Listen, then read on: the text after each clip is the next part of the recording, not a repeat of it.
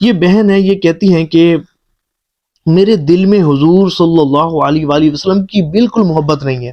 یہ سیدھی سیدھی انہوں نے بات کی، کہتی ہیں کہ میرے دل میں حضور کی بالکل محبت نہیں ہے، اور کہنے لگی کہ میں عمرے پر گئی، میں عمرہ کرنے کے لیے گئی، میں اللہ کے گھر گئی، میں روضہ رسول صلی اللہ علیہ وآلہ وسلم پر حاضری دی، لیکن میرے دل میں بالکل بھی محبت نہیں تھی، نہ کوئی تصور تھا، نہ کوئی کیفیت تھی، نہ ذوق تھا، نہ شوق تھا، نہ ہی مجھ پر کوئی رکت طاری ہوئی۔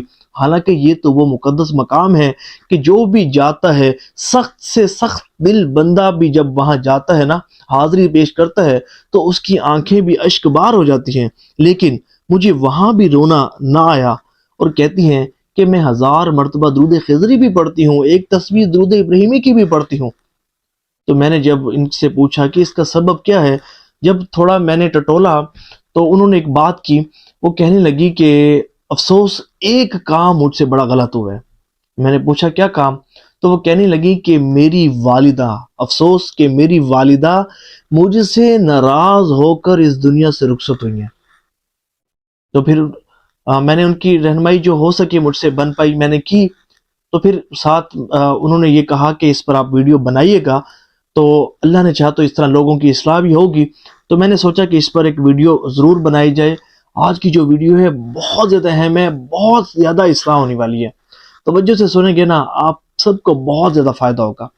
دیکھیں، ایک بات یاد رکھیے گا، والدین کی نافرمانی، ان کے ساتھ برا سلوک، ان کے ساتھ برا بیہیویئر، ان کو تنگ کرنا، ان کو پریشان کرنا، ان کی بے ادبی کرنا، ان کو زبان سے جسم سے تکلیف پہنچانا، یہ سخت حرام اور جہنم میں لے جانے والا کام ہے، اور کبیرہ گناہوں میں سے ایک گناہ ہے۔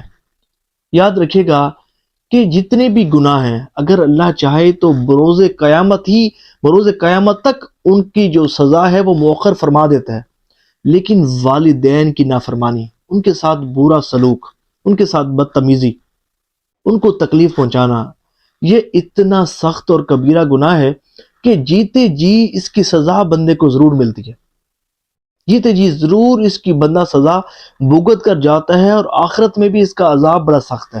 میں آج آپ کو ایک واقعہ سناتا ہوں، سنیں گے نا تو آپ کے رونگٹے کھڑے ہو جائیں گے، توبہ کریں گے اور سچی پکی نیت کریں گے کہ اپنے والدین کے ساتھ برا سلوک نہیں کریں گے، ان کے ساتھ ادب و احترام سے پیش آئیں گے۔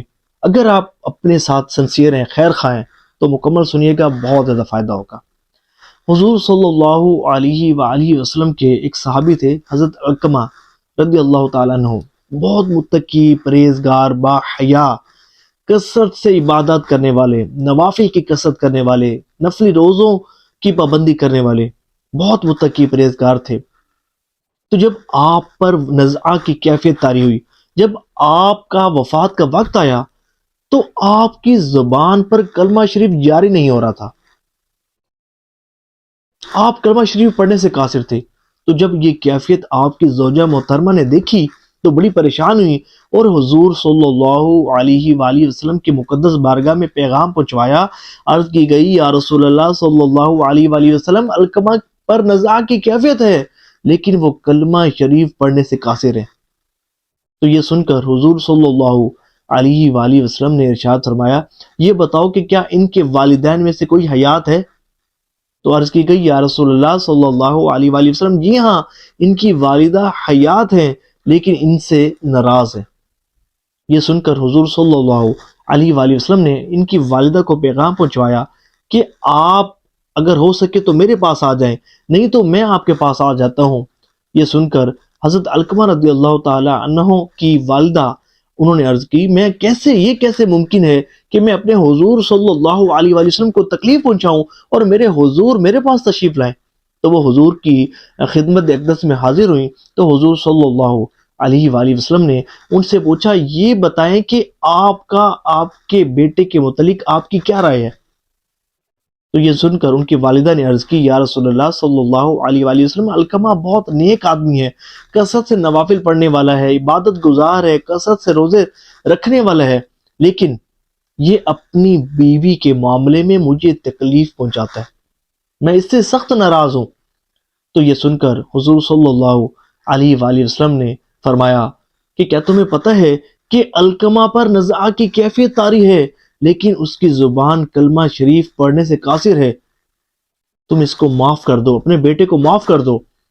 تو حضرت علقمہ کی والدہ نے عرض کی، یا رسول اللہ صلی اللہ علیہ وآلہ وسلم، میں اس کو معاف نہیں کروں گی کہ مجھے اس نے تکلیف پہنچائی ہے۔ یہ سن کر حضور صلی اللہ علیہ وآلہ وسلم نے ارشاد فرمایا، کیا تم چاہتی ہو کہ تمہارے بیٹے کو آگ میں جلایا جائے؟ تو یہ سن کر ان کی والدہ نے عرض کی، نہیں یا رسول اللہ، میں بالکل اس بات کو پسند نہیں کروں گی، نہ چاہوں گی کہ میرے بیٹے کو آگ میں جلایا جائے۔ تو پھر حضور نے فرمایا کہ پھر معاف کر دو۔ تو انہوں نے عرض کی، یا رسول اللہ صلی اللہ علیہ وآلہ وسلم، میں آپ کو گواہ بنا کر کہتی ہوں میں نے علقمہ کو معاف کیا۔